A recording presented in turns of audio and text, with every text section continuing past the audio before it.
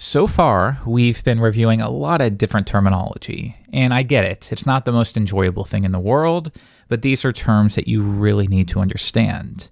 So in this video, let's take a break from the terminology and just play around with what we've learned. For example, imagine in your project you have some kind of controller. We're going to call it auth controller. Now, this would be responsible for receiving HTTP requests and returning responses. A typical MVC controller. So our namespace is Acme in this case, and we have our auth controller. Now, let's say that one message this class offers is the ability to register a user. So let's create that now, register. However, at this point, how would we go about doing that?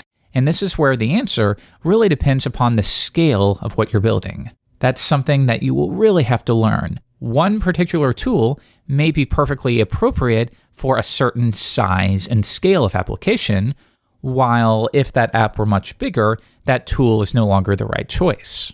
Now, here's an easy way to understand that. Think of a vehicle.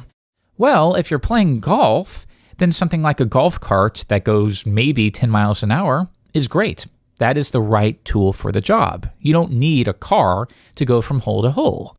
However, if we're now on a highway, well, the golf cart suddenly doesn't make any sense whatsoever, even though it was the right tool for the job earlier.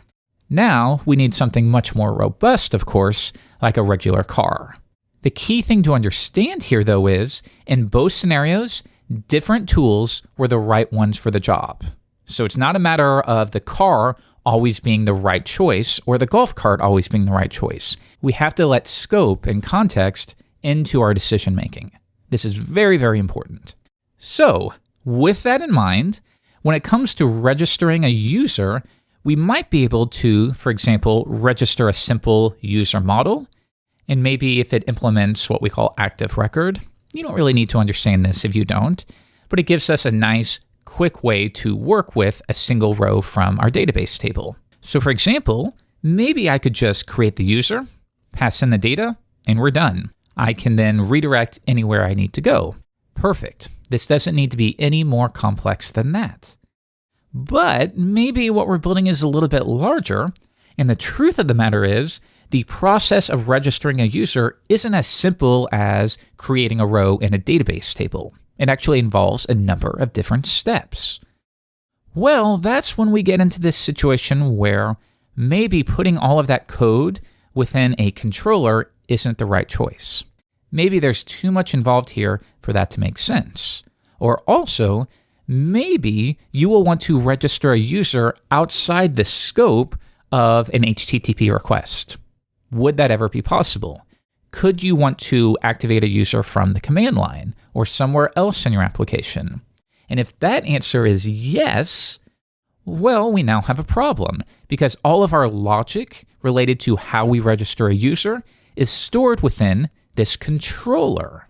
So hopefully you can see in some situations, the simple approach, like we just demonstrated, will start to break down. So instead, what if we had a class that was dedicated to the process of registering a user? What might that look like? Well, let me show you. Let's create source. And once again, when it comes to naming, this really comes down to you or your team. A lot of people would say registration service. A lot of people would say something like user creator service. I like to keep it really simple. So I would use something either like register user handler, or if handler is redundant, which I often would say it is, then we could just call it register user. That is the responsibility of this class. All right, so update the name here. And my method here will be called execute. So now we can assume that we will require some set of data related to the user we're creating, their username, their email, their password. I'll just represent that with an array, or if you want, you could create your own object for that. This will be fine though. So let's represent that with a simple var dump here, registering the user, whatever that might entail. But now we need some way to notify the caller. So for example, if we go back, well, right here, yes, we can reference that surface, and we could either use what we call method injection or constructor injection. I'll show you both. Method injection would be where we pass the dependency into the method. So in this case, it would accept register user. And we'll just call that registration. And then we would say registration execute. You see how that works.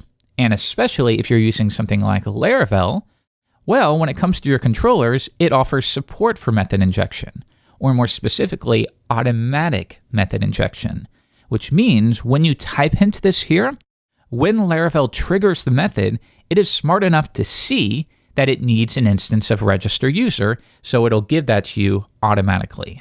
That means you don't have to new it up and do things like this, register, new, register user. All of that stuff will be done automatically for you, which is very cool. So that's method injection, or if you want, you could do it on the constructor level, and that'll look mostly the same. So in this case, I will assign the fields using a quick macro, and then here we would remove that and reference it like so. And now we get the same end result. So as a basic rule of thumb, if the only place that a dependency will be referenced is in a single controller method, well, in that case, use method injection. However, if you're going to reference this object in multiple places of your class, then, of course, use constructor injection. All right, so this looks good. But again, if we go back to register user, yes, it will accept the data, register the user however it needs to, but we need some way to notify our controller as to what the outcome was. Were we successful in creating this user? Was there a problem, like that user already exists, or their credit card failed to be charged? All of these various things that could keep us from registering the user. So once again, if we take this approach, the solution is to think of messages. What kind of message should auth controller respond to in order to handle the creation of a successful user? Well, let's create it. How about user registered successfully? And then how about another one for the opposite? So if we tried to register a user but it failed, well, let's declare a message that other objects can call on us, and that way we can respond to these scenarios. So if we switch back, you might have some check here like if we were able to save the user, then in that case, well, once again, how do we reference the auth controller from this class? Do we use constructor injection again? No, that's not what we want to do in this case. Here's a little trick. What some people like to do is this technique. You call execute on your little service class, but then you pass in a reference to the current object. And of course, you'd also pass in your array of data. So in Laravel, that might be request all, something like that. I'm just going to pass in an empty array. All right, so now we could say this, listener, and send a message to that listener object. User registered successfully. So let's go through the flow of what just happened here. When the register method on our controller is triggered, we will defer to a registration service, and we will tell it to execute. We will pass in an array of data and also the current object. So we accept that data, we register the user, and then on our listener object, we send a message of user registered successfully. Now here, only on the condition that a user was registered successfully, we can respond however we need to. We could return a view. We could redirect somewhere, whatever is appropriate there. In our case, we're going to var dump, created successfully, redirect somewhere. And then we'll do the exact same thing down here, but for the opposite. Created unsuccessfully, and how about redirect back so they can fill out the form again? Something like that. The key here is that we now have all of these different messages that we can respond to and handle. Okay, so we still have more to do, but let's just try this out and see if it works. I'm going to go to our example PHP file, and this is where we're going to instantiate everything that we need here. We'll have our auth controller. And remember, if you're using something like Laravel, you never have to do this. But in our case, we're using a vanilla app, so we need to handle this on our own. Now, don't forget that we specified that auth controller requires this dependency in order to work. So let's set that up. registration equals new register user. And we can't forget to use the correct namespaces here. Okay, so we pass that in. And now I can say auth controller register, and that should be enough. So let's try this out from the terminal. PHP on index.php, and there we go. So our service or handler class registered the user, and then it sent a message back to the controller so that we could respond as needed to a user being created. However, let's go back to register user, and let's say for whatever reason, the process failed. Well, in that case, I think we said user registered failed, and we could probably choose a better name for that. But just to illustrate this, we run it, and now we're responding to the opposite. What do we do if we couldn't register the user? Well, in terms of HTTP and responses and redirections, it's not really the responsibility of this class to handle that. This is just responsible for the domain aspect of how a user is registered. But other things like responding to a form or redirecting to a specific URL, that's not the responsibility of this. Instead, that responsibility is the controller. So we make sure that we contain or encapsulate that sort of logic. So what else? Well, one thing that could be an issue is if we go back to our register user class, we are just assuming that the listener object offers or responds to a method called user registered failed. And that might be okay. For example, in the Ruby community, that's exactly what they do. They just trust that the caller is smart enough to know that they need to pass in an object that offers these methods. However, in the PHP community, we tend to be a little more explicit.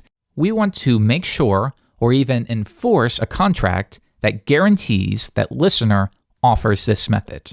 And you've already learned how to do this. We do that via the creation of interfaces. So let's see what this interface should look like. I'm going to implement it, of course, and what would be a good name for this? Remember, naming is so important. People don't take enough time to really think about naming. Instead, they'll just say, well, it doesn't really matter if it works. But really, that's kind of absurd. It's sort of like a painter saying, the shade of green doesn't really matter here, just as long as it's green. Well, no, of course, that's not even remotely true. And the same could be said for code. So in this case, yes, we could do something like registration interface, but does that really describe anything?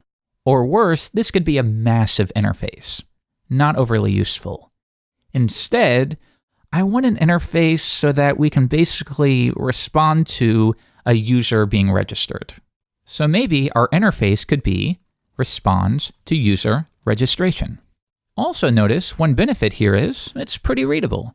Class auth controller implements response to user registration. It implements that ability. So it looks like we need this interface. Source responds to user registration. Set the namespace, and now we have our interface here. So the two methods that we need are user registered successfully and failed. So here are the terms of our contract. And then do one more for the poorly named version of this method. All right, we now have our contract. So that means if we go back to register user, we can update this. We want response to user registration. Now, if we run it again, yes, we'll still get the same output, but take a look. If we go back to auth controller and we do not implement that contract, well, now an error is going to be thrown.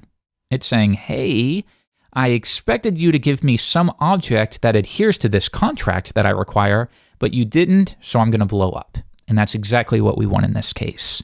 So I'm hoping that this is all starting to click for you. Really, we've covered so much in the last number of lessons. You've learned about how to namespace your classes. You've learned about interfaces and good naming for interfaces. You've learned about constructor injection and method injection and sending messages from one object to another. Also, not to mention the fact that by using interfaces, we are given the ability to force contracts. And we do that for the instances when we expect certain messages or methods to be available on objects. If we don't have that contract, Well, for all we know, listener is equal to a string or something. And in that case, of course, errors would be thrown all over the place. But now we force the contract. So you're starting to come to grips with a lot of key components to object-oriented programming and object-oriented design.